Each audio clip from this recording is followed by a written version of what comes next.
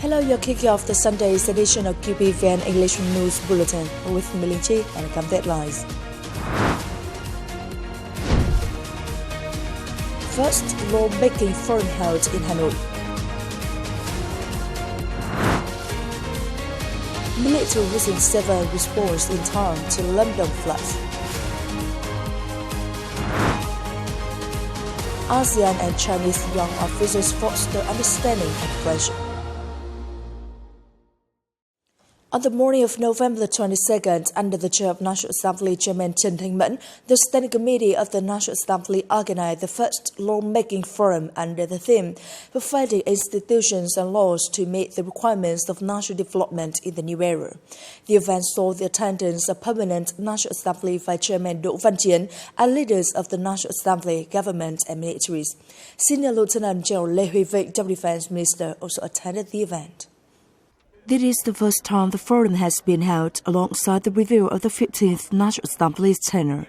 The event reflects the National Assembly's strong political resolve and proactive approach to improve legislative effectiveness, turning legal institutions into a national competitive advantage and a driving force for development. During the 15th tenure, the National Assembly's legislative work stayed ahead of emerging issues, responding flexibly and promptly to new situations and addressing any arising complex matters. The 15th National Assembly passed a resolution amending and supplementing several provisions of the 2013 Constitution and approved a large number of laws and resolutions featuring historic policy decisions. The forum proposed several key solutions, including strengthening coordination between drafting and appraisal agencies and promoting legal education among the public, so every citizen can truly live and work in accordance with the Constitution and the law. On November the 22nd, in Khánh Hòa Province, a delegation of the Politburo and Secretariat, led by Trần Cẩm Tú, Politburo member and permanent member of the Secretariat, visited Diên Khánh Commune to deliver essential supplies to residents affected by severe flooding. Diên Khánh remains heavily inundated. The delegation acknowledged the proactive response and solidarity shown by local authorities, residents and armed forces in coping with this historic flood.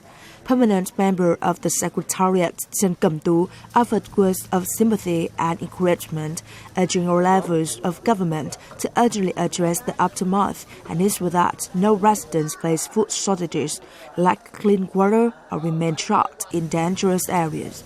He praised Military Region 5 and local military units for their timely support, requesting continued coordination with local authorities to search for missing persons, restore essential services, monitor weather developments, stabilize people's lives, and address environmental sanitation to prevent disease outbreaks.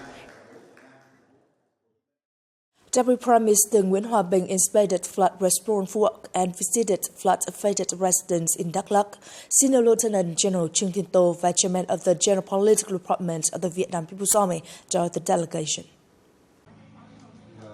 Currently, in some eastern areas of Đắk Lắk province, the water has receded, but many communes and wards are still deeply flooded. Communes in the west of the province are still at risk of landslides and epidemic due to environmental pollution.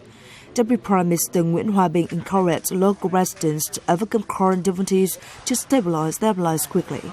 He also urged functional forces to provide food and water for local people while re-examining all vulnerable areas and giving top priority to rescue work. The health sector is also tasked with ensuring environmental sanitation and disease prevention in the aftermath of the flood. The government recently decided to provide 2,000 tons of rice and $5.7 million to Đắk Lắk province. To promptly support people in flooded areas of Lâm Đồng province, the armed forces of Military Region 7 traveled through the night, covering hundreds of kilometers in heavy rain and rising waters, with the spirit always present in time when the people need.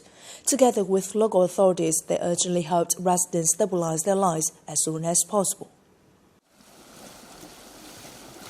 As soon as they arrived at the severely flooded area, the officers and soldiers of Brigade 25 Military Region 7 immediately split into multiple teams and headed straight into the heart of the flood zone.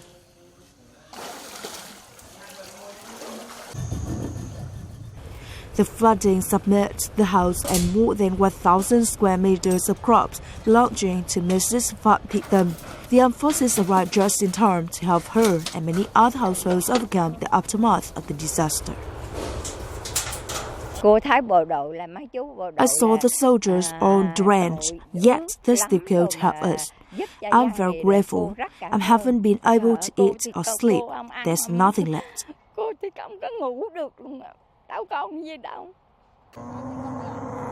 The soldiers of Military Region 7, together with local forces, relocated more than 1,500 households from dangerous areas.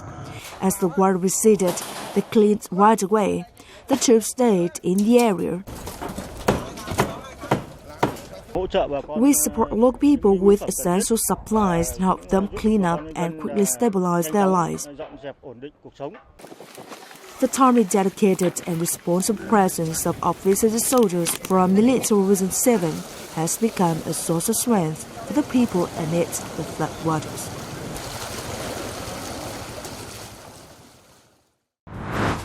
Coming up next, ASEAN and Chinese young officers foster understanding and friendship. Also, peace of Vietnam's National Assembly.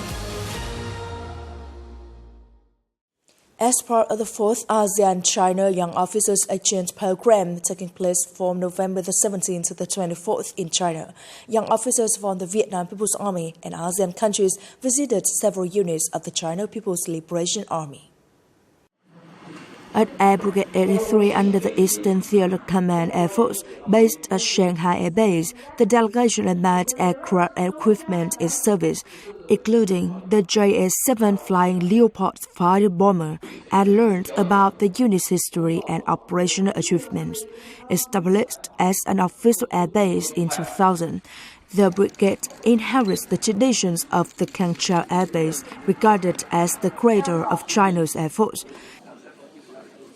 During the visit to the Shanghai Naval Base under the HT Fleet, the delegation was briefed on the unit's history, accomplishments, missions, and responsibilities. Located at the mouth of the Yangtze River, the base serves as the major hub for combat support and logistics for naval forces in East China. Both sides highly value the exchange activities, emphasizing that such visits have enhanced mutual understanding and opened up new opportunities for cooperation between the militaries of ASEAN countries and China in the future. Military Region 2 has directed Division 316 and affiliated units to successfully and safely conduct a field exercise on coordinated infantry combined arms operations with local armed forces in mountainous terrain. The exercise featured several new elements in both content and measures while staying close to real combat conditions.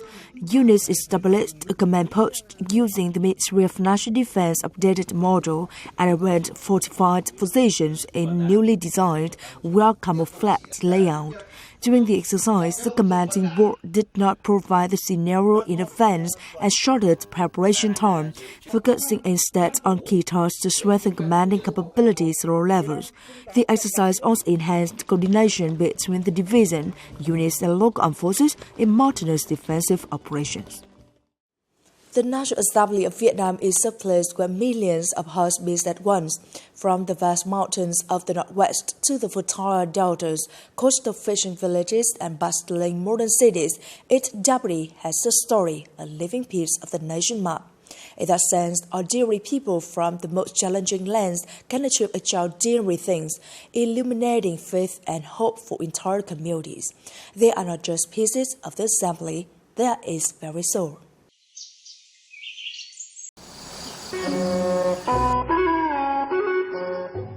Hồ Thị Minh, born in Đắk Rông, Quảng Trị, carries the proud bloodline of the Provincial ethnic group. In old customs, young ethnic girls often left school for marriage, but for Hồ Thị Minh, another path was lit.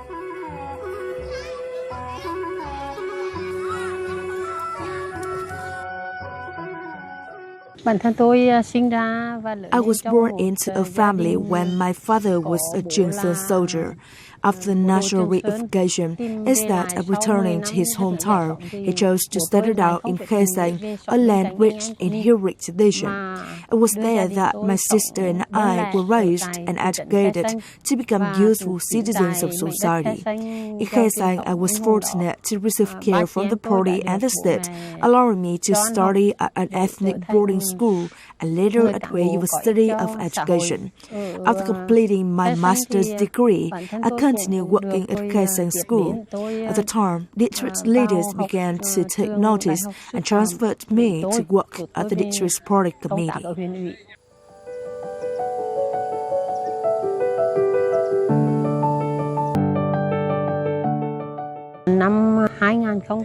But in 2012, my life took another turn. That year, I made a life-changing decision to become a mother. I might not have been blessed with marriage, but I believe that a woman's true happiness is to be a mother.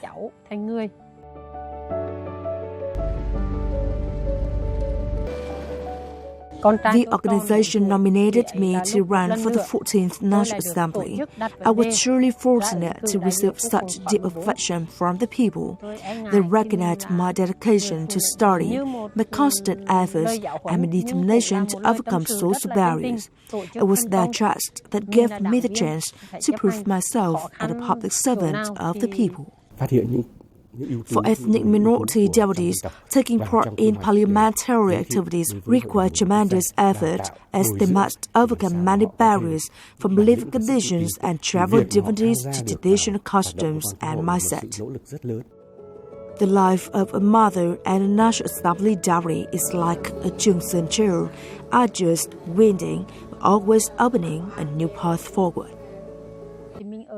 Once again, I stood at a crossroads in my political journey, whether to stay close to my family or to take another step forward to serve at the promised level where women's voices could be heard more strongly. As a mother, I had my own worries, but beside me was my own mother, a woman who has twice been a mother. Once when she gave birth to and brought us up, and now again helping me raise my child.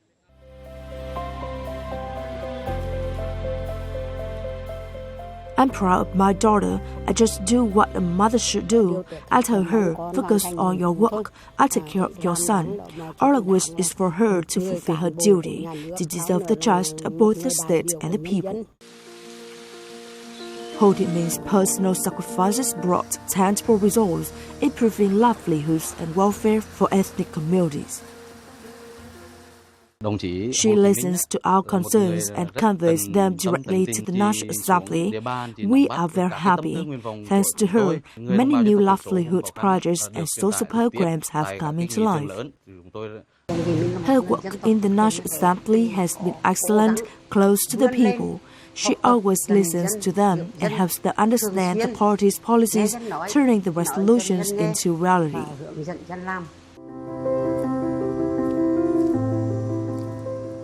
As I near the end of my 15th tenure, I'm proud to have brought the voices of Guangxi's voters, especially ethnic minority communities, to the National Assembly. I hope that younger generation will trust the party's leadership and always strive to learn and contribute to building a stronger and more prosperous Vietnam. It is the end of the Little News Bulletin today. You watch the news again at Qpvn. For now, goodbye and see you next time.